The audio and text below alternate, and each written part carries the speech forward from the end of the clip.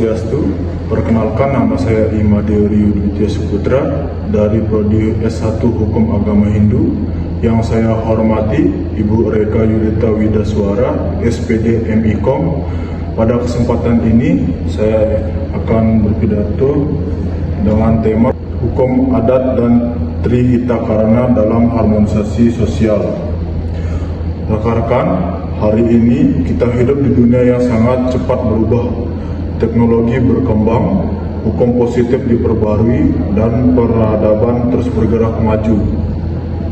Namun, di tengah hiruk-hiruk modernitas itu, seringkali kita merasa ada yang hilang. Kita merasa masyarakat kita semakin mudah berkonflik. Mengapa demikian? Mungkin karena kita mulai merupakan hukum yang hidup atau living law yang telah diwariskan leluhur kita.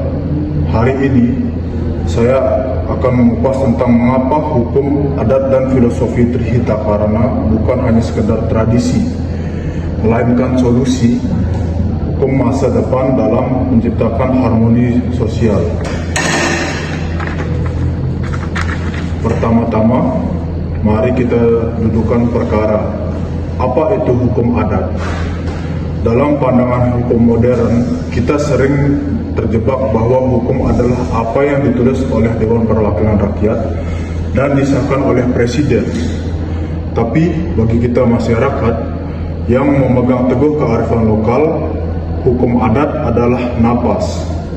Hukum adat adalah kristalisasi dan nilai-nilai moral, etika, dan spiritualitas yang tumbuh dari bawah. Kekuatan hukum adat terletak pada akarnya, yaitu Trihita Karana, 3 hubungan yang jika salah satunya patah, maka runtuhlah kebahagiaan manusia.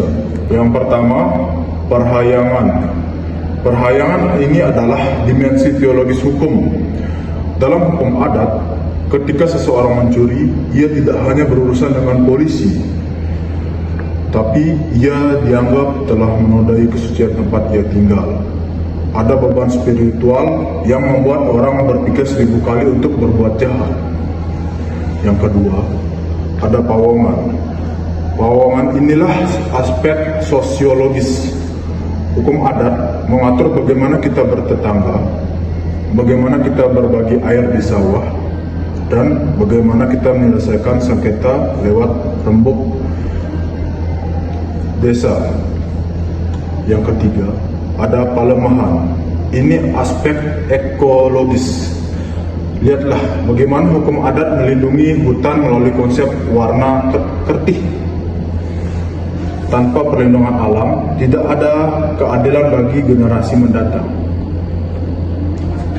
Mari kita ambil sebuah contoh nyata yang sering terjadi di tengah masyarakat. Sengketa batas tanah atau perselisihan antar keluarga. Jika kasus ini dibawa ke pengadilan formal, apa yang terjadi? Prosedurnya panjang, biayanya mahal, dan hasilnya hanya satu, menang atau kalah. Pihak yang menang akan merasa tinggi hati, dan pihak yang kalah akan menyimpan dendam seumur hidup. Apakah harmoni tercipta? Tidak.